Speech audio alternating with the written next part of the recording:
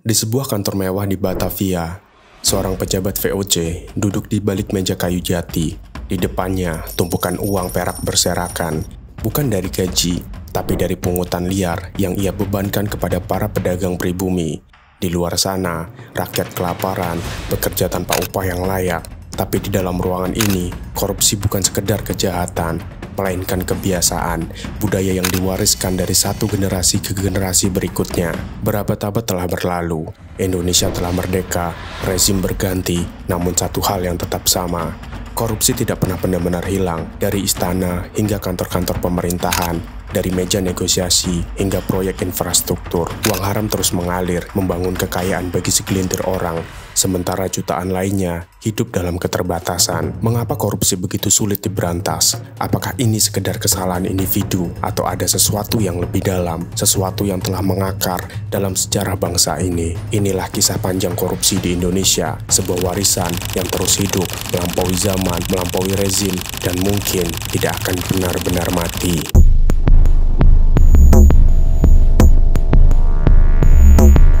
Sebuah negeri dengan kekayaan alam yang melimpah, gunung-gunungnya menyimpan emas, lautnya penuh ikan, dan tanahnya subur. Namun, rakyatnya tetap hidup dalam kemiskinan. Uang yang seharusnya membangun negeri ini menguap entah kemana. Ini bukan cerita baru, ini adalah sejarah yang terus berulang. Korupsi di Indonesia bukanlah fenomena modern. Ia telah menjadi bayangan gelap yang mengikuti perjalanan bangsa ini sejak ratusan tahun yang lalu. Dari zaman kolonial hingga era reformasi, praktek korupsi berkembang, beradaptasi, dan mengakar dalam sistem pemerintahan. Mengapa korupsi begitu sulit diberantas, dan mengapa meskipun berbagai upaya telah dilakukan, korupsi tetap hidup seperti virus yang tidak bisa dihentikan?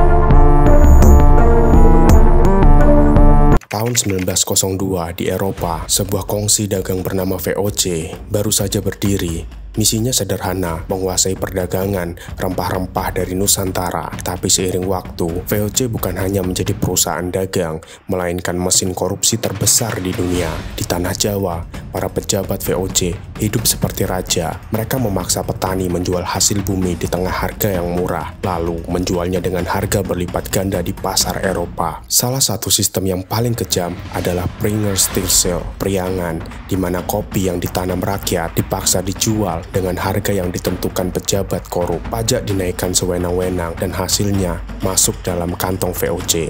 Ridgecliffe 1992 mencatat banyak orang Eropa yang datang ke Nusantara bukanlah memimpin yang berintegritas, melainkan gelandangan dan petualangan yang mencari keuntungan pribadi. Korupsi di tubuh VOC begitu parah hingga akhirnya bangkrut di tahun 1799. Namun warisannya tetap ada, mentalitas korupsi yang mengakar kuat.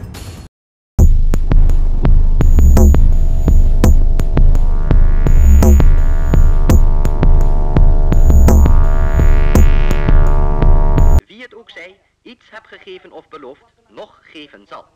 Akan menunjukkan kesejahteraan Republik Indonesia Serikat.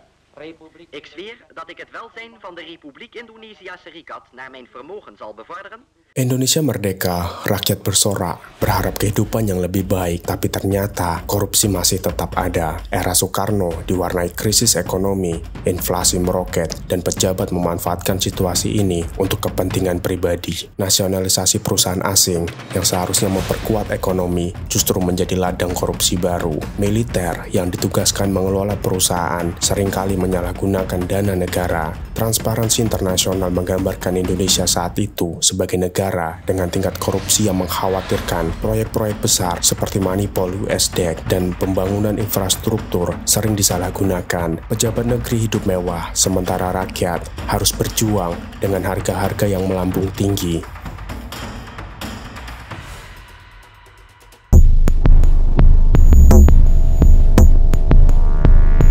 Soeharto berkuasa, ia menjanjikan stabilitas dan pembangunan ekonomi, dan memang ekonomi tumbuh pesat, tapi di balik itu, korupsi menjadi sistem yang dilegalkan. Keluarga Soeharto dan kroni-kroninya mendapat monopoli di berbagai sektor. Yayasan yang dikelola keluarganya menjadi alat untuk mengalirkan dana negara ke kantong pribadi. Bank Dunia memperkirakan bahwa selama 32 tahun kekuasaan Soeharto, Indonesia kehilangan lebih dari 35 miliar dolar AS akibat korupsi. Salah satu skandal terbesar adalah korupsi di Pertamina. Di bawah kepemimpinan Ibnu Sutowo, perusahaan minyak negara mengalami kebocoran dana miliaran dolar. Kasus lain adalah kebangkrutan Bank Bapindo akibat kredit macet yang diberikan kepada pengusaha-pengusaha kroni pemerintah. Di masa ini, korupsi bukan lagi sekedar tindakan individu, melainkan sistematis yang terstruktur.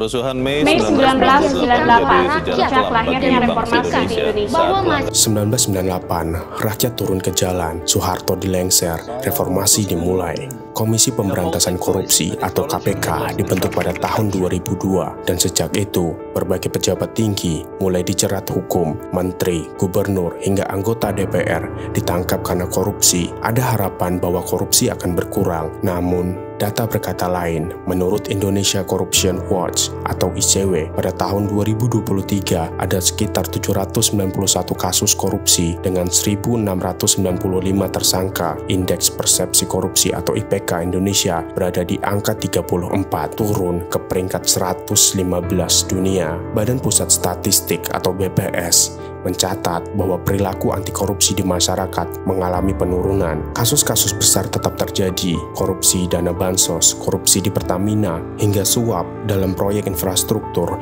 Demokrasi telah berjalan, tapi praktek korupsi masih mengakar. Rakyat kembali bertanya, apakah reformasi benar-benar membawa perubahan? Skandal terbaru Pertamina, modus lama dalam wajah baru. Pada awal Maret 2025, publik dikejutkan oleh pengungkapan skandal korupsi besar di tubuh PT Pertamina Persero. Kebijakan agung yang menetapkan 9 tersangka dalam kasus dugaan korupsi terkait tata kelola minyak mentah dan produk kilang periode 2018 hingga periode 2023 yang diperkirakan merugikan negara hingga 193 triliun per tahun selama 5 tahun. Para tersangka termasuk direktur utama dan manajer senior di berbagai anak perusahaan Pertamina. Modus operandi mereka mencakup markup, impor minyak mentah, pengapalan fiktif, serta pencampuran BBM toran rendah dengan BBM berektoran tinggi untuk meningkatkan keuntungan ilegal. Kasus ini mengungkap bahwa korupsi di BUMN tidak hanya terjadi di tingkat bawah, tetapi di level tertinggi.